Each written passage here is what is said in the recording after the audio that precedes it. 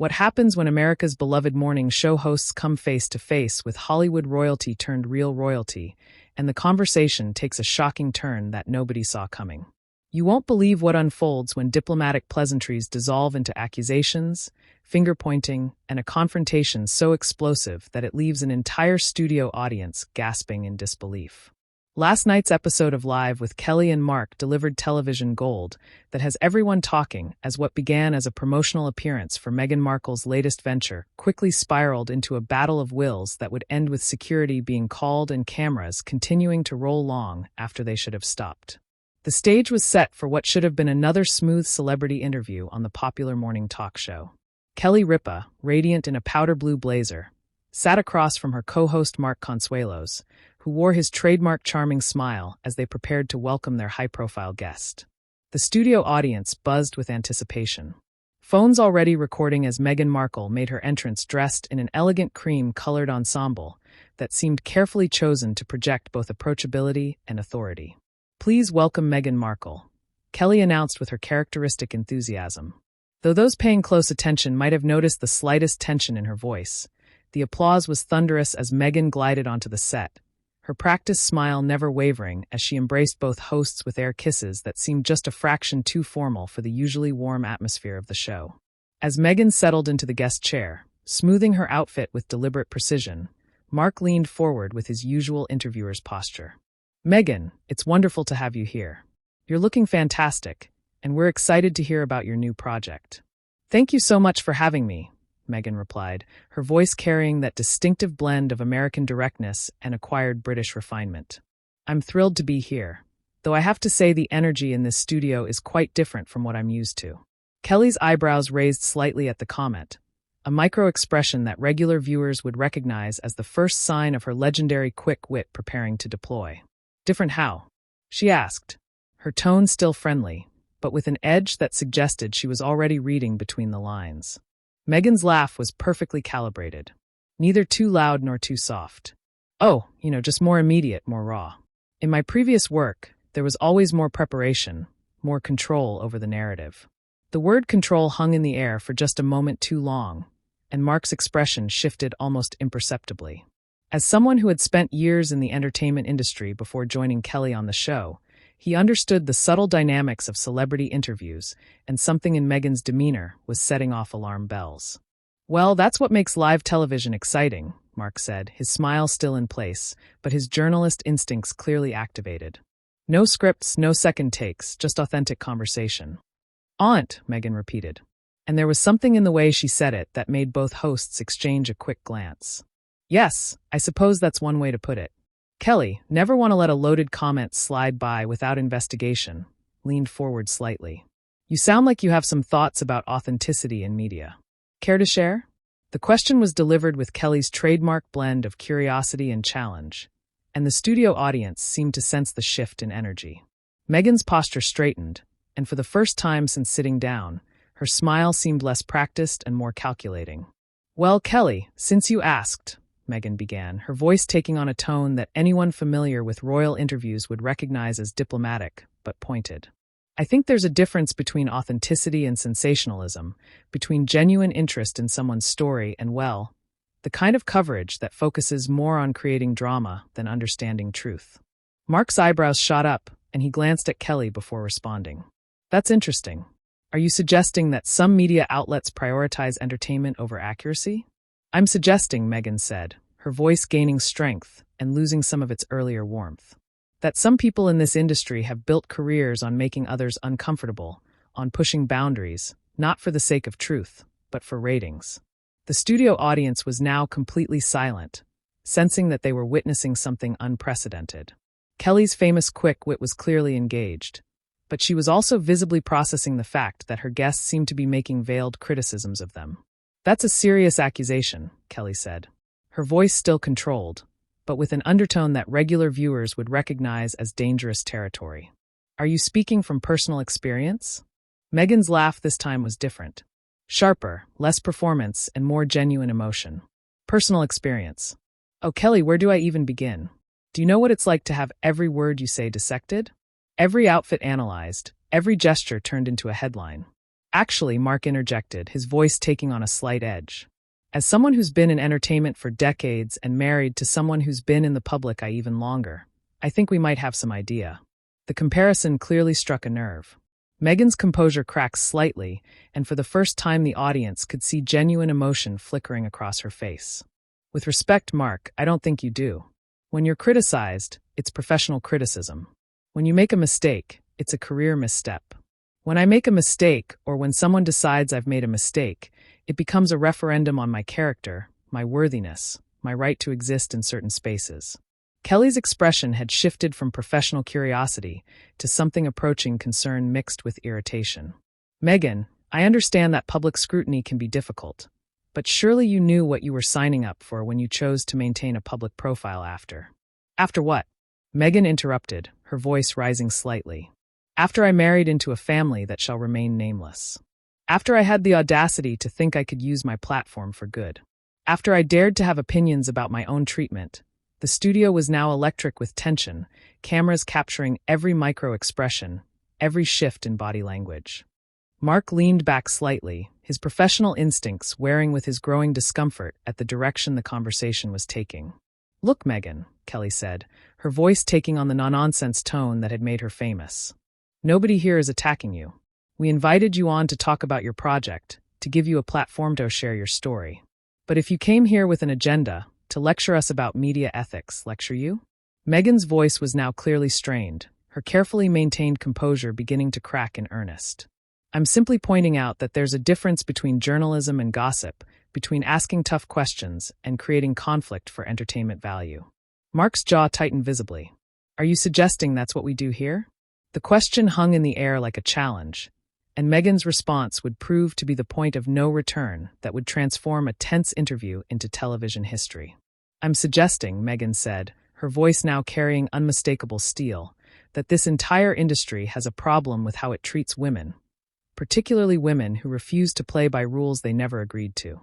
But as the words left her mouth, and as Kelly's expression transformed from professional concern to something approaching genuine anger, it became clear that this confrontation was only just beginning. Kelly's famous composure, honed through decades of live television, finally began to crack as she processed what she was hearing. Her signature smile had completely disappeared, replaced by the kind of focused intensity that her longtime viewers had rarely seen directed at a guest. Excuse me, she said, her voice dropping to a dangerously quiet level that somehow carried more weight than if she had shouted.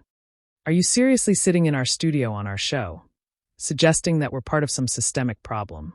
Meghan shifted in her chair, but rather than backing down, she seemed to gain momentum from Kelly's reaction. I'm saying that this industry, this very format we're sitting in right now, thrives on conflict. Look around you, Kelly. Look at your audience. They're not here for my project announcement. They're here because they smell drama and shows like this feed that hunger. The camera operators, sensing television gold, zoomed in closer as Mark's face flushed with barely contained irritation. Hold on just a minute, he said, his voice tight with controlled anger. You agreed to come on this show. You requested this appearance through your publicist. If you have such a problem with the format, why are you here? Because, Meghan said, her voice rising and losing all pretense of diplomatic restraint. I thought maybe, just maybe, I could have an adult conversation about my work without having to defend my entire existence. But clearly, I was mistaken. Kelly's laugh was sharp and humorless. Adult conversation. You spent the last 10 minutes insulting our show, our industry, and basically everyone in this studio. If that's your idea of adult conversation, I'd hate to see what you consider childish. The studio audience was now completely silent, phones held high, capturing every moment of what was quickly becoming one of the most uncomfortable celebrity interviews in recent memory. The tension was so thick it seemed to press against the studio walls, and even the usually unflappable crew members were exchanging worried glances. Meghan's composure was now hanging by a thread. You want to know what's childish, Kelly? Childish is reducing every woman who speaks up for herself to a stereotype. Childish is pretending that asking legitimate questions about media responsibility is somehow an attack on you personally. But it is personal, Mark interjected, his professional facade completely abandoned now. You're sitting in our chairs benefiting from our platform and using our airtime to accuse us of being unethical. How is that not personal? The accusation hit its mark, and Meghan's careful media training finally crumbled completely. Unethical, she repeated, her voice rising to a level that made everyone in the studio uncomfortable. You want to talk about ethics? Let's talk about how this industry chews up women and spits them out. Let's talk about how it's perfectly acceptable to speculate about someone's mental health, their family relationships, their marriage, all for entertainment value. Kelly's eyes flashed with something approaching fury. Are you implying that we've done those things to you? Because I can tell you right now, we've never discussed your personal life in any inappropriate way on this show. Haven't you? Meghan shot back, her voice now carrying years of accumulated frustration. Really? So all those conversations about my adjustment issues and my demands and my difficult personality, those were appropriate journalistic inquiries. Mark's face was now visibly red, his usual charm completely replaced by genuine anger. We've never had those conversations about you on this show, Meghan. If you have issues with other outlets, take it up with them. Don't come here and attack us for things we haven't done. But you're all part of the same system, Meghan exploded, her voice echoing through the stunned studio. You all feed off each other. You all benefit from the same toxic culture that treats public figures like entertainment products instead of human beings. The words hung in the air like an accusation. And Kelly's response was swift and devastating. You know what, Meghan? You're absolutely right about one thing. We are part of an entertainment system. This is a talk show, not a therapy session. If you can't handle being asked basic questions about your life and career without having a breakdown, maybe you shouldn't have chosen to remain a public figure. The brutal honesty of Kelly's words seemed to stun even Mark, who glanced at his co-host with something approaching concern. But Meghan's reaction was immediate and explosive. A breakdown, she said, her voice shaking with rage. Is that what you call it when a woman stands up for herself? When she refuses to smile and nod while being systematically diminished? I call it deflection, Kelly fired back without missing a beat. You came here to promote something, but instead you've spent the entire time making yourself the victim of imaginary attacks. Nobody here has diminished you, Meghan. If anything, we've given you more respect and airtime than you've shown us. Mark, sensing that the situation was spiraling completely out of control, attempted to regain some semblance of professional composure. Look, maybe we should take a breath here. And no, Meghan interrupted, standing up abruptly from her chair, causing the studio audience to gasp audibly. I don't think we should take a breath. I think we should be honest about what's happening here. You invited me on your show, and the moment I didn't play the role you expected, grateful, compliant, entertaining, you turned hostile. Kelly also stood up, matching Meghan's aggressive posture. Hostile? We've been nothing but professional even while you've been attacking us and our integrity. If anyone's been hostile here, it's been you from the moment you sat down. Professional? Meghan's laugh was bitter and sharp. Is it professional to gaslight your guests? To make them feel crazy for having legitimate concerns about how they're treated? The word gaslight seemed to be the final straw for Mark, who also rose from his chair, his face now flushed with genuine anger. That's enough, he said, his voice carrying an authority that had been building throughout the confrontation. You don't get to come into our house and accuse us of psychological manipulation because we won't let you control the narrative. Control the narrative. Meghan's voice reached a pitch that made several audience members visibly wheeze. I'm not trying to control anything. I'm trying to have a conversation without being ambushed. Ambushed? Kelly's voice was now matching Meghan's intensity.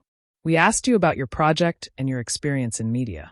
If that feels like an ambush to you, then maybe the problem isn't with our questions. The confrontation had now reached a fever pitch with all three participants standing, voices raised, and the studio audience watching in stunned silence as one of television's most explosive celebrity meltdowns unfolded in real time. But as Meghan's face contorted with rage, and she opened her mouth to deliver what would clearly be her most devastating response yet, it became obvious that this confrontation was about to cross a line from which there would be no return. You want to know what the real problem is?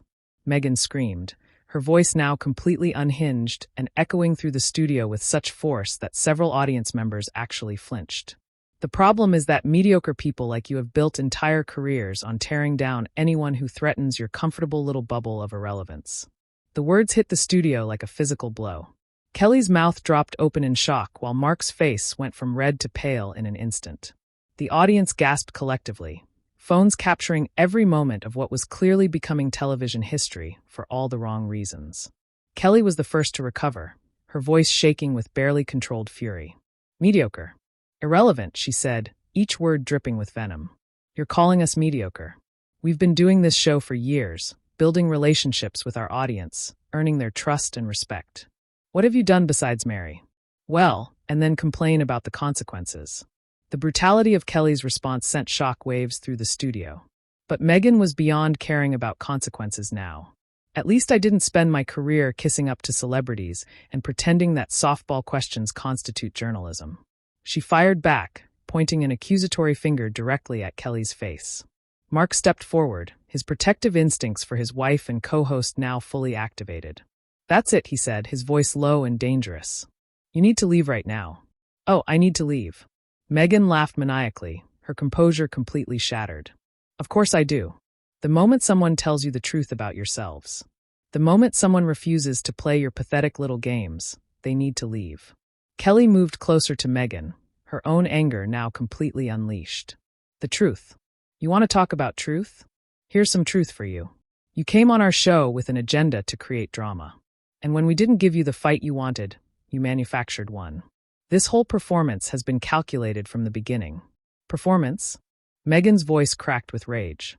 You think standing up for myself is a performance. You think refusing to be diminished by small-minded people is an act. I think, Mark said, his voice cutting through the chaos with cold authority, that you're having a public breakdown and using our show as your personal therapy session. And I think our audience deserves better than watching someone self-destruct on live television. The accusation of a public breakdown seemed to trigger something primal in Meghan. Her eyes flashed with pure fury as she turned to face the camera directly, addressing the audience with desperate intensity. You see this? This is exactly what I'm talking about.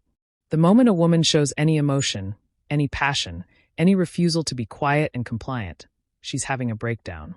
She's unstable. She's the problem. Kelly stepped between Meghan and the camera, her protective instincts for her show and her audience now fully engaged. Don't you dare use our platform to spread your victim narrative, she said, her voice steady but filled with ice. You came here as our guest and you spent the entire time attacking us, our show, and our integrity. That's not standing up for yourself. That's being ungrateful and disrespectful. Ungrateful? Meghan whirled around to face Kelly again, her voice reaching heights that made the studio sound technicians wheeze. Ungrateful for what? For giving me the privilege of being insulted on national television. For the honor of being gaslit by two people who think they're entitled to my compliance. Mark had clearly reached his breaking point.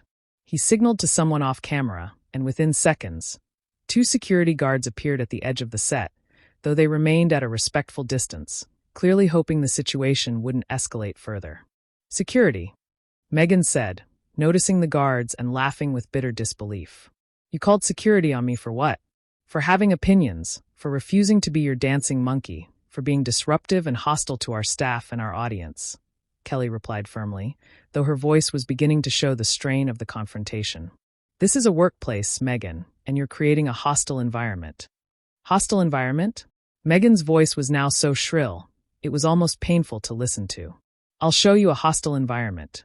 Every single day of my life has been a hostile environment. Thanks to people like you who think they have the right to judge and critique and diminish anyone who doesn't bow down to their narrow little worldview. The studio audience was now openly uncomfortable with several people actually getting up and leaving their seats. The cameras continued rolling, capturing every moment of what was clearly becoming one of the most uncomfortable celebrity interviews in television history. Mark stepped forward again, his voice now carrying the authority of someone who had clearly made a final decision. Meghan, you need to leave our studio now. This interview is over. Oh, it's over, Meghan said, her voice dripping with sarcasm. Of course it is. The moment you can't control the narrative, the moment someone refuses to play by your rules, it's over. How convenient. Kelly moved to stand beside her husband, presenting a united front. It's over because you've turned what should have been a promotional opportunity into a personal attack on us and everyone associated with this show. We've tried to be professional, but you've made that impossible. Professional? Meghan shrieked, grabbing her purse from beside the chair with such force that it knocked over her water glass, sending liquid splashing across the coffee table. You call ambushing your guests professional? You call ganging up on someone professional? Nobody ambushed you, Mark said, his patience finally exhausted completely. We asked you standard interview questions, and you turned it into this. Whatever this is, you did this to yourself, Meghan." The accusation that she had done this to herself seemed to be the final straw that broke whatever remaining self-control Meghan had left. Her face twisted with pure rage as she pointed at both hosts, her voice reaching a crescendo that filled the entire studio. "You know what? You're right. I did do this. I did it because I'm tired of pretending that people like you matter. I'm tired of pretending that your opinions have any value. I'm tired of playing nice with irrelevant people who think they're important because they have a television show." The silence that followed her outburst was deafening. Even the crew members stopped what they were doing, staring in stunned disbelief at what they had just witnessed. Kelly and Mark stood frozen, their faces showing a mixture of shock, anger, and something approaching pity. Meghan seemed to suddenly realize what she had said, and for just a moment, her mask of rage slipped, revealing something that looked almost like panic. But it was too late to take back the words, too late to repair the damage, too late to salvage any dignity from the situation. "I'm leaving," she announced, though everyone in the studio already knew that her departure was inevitable. "And I hope your audience sees this for what it really is, a perfect demonstration of how this industry treats anyone who refuses to be silenced." She turned toward the exit, her heels clicking against the studio floor with sharp, angry sounds that seemed to punctuate each step. But as she reached the edge of the set, she turned back for one final devastating parting shot. "Enjoy your little kingdom of mediocrity," she said, her voice now eerily calm compared to the screaming that had preceded it. "I hope it keeps you warm at night." And with that, Meghan Markle walked off the set of Live with Kelly and Mark, leaving behind a stunned studio audience, two shell-shocked hosts, and what would undoubtedly become one of the most talked-about television moments of the year. The cameras continued rolling as Kelly and Mark stood in speechless silence, trying to process what had just happened, while the audience sat in complete quiet, their phones still recording, capturing the aftermath of a confrontation that had spiraled so far beyond normal celebrity interview territory that it felt more like witnessing a car crash than a television appearance. As the studio lights continued to shine down on the now empty guest chair, with spilled water still dripping onto the floor and the echo of Meghan's final words still hanging in the air, it was clear that this was a moment that would be replayed, analyzed, and discussed for years to come. A perfect storm of ego, anger, and miscommunication that had resulted in one of the most spectacular celebrity meltdowns ever captured on live television.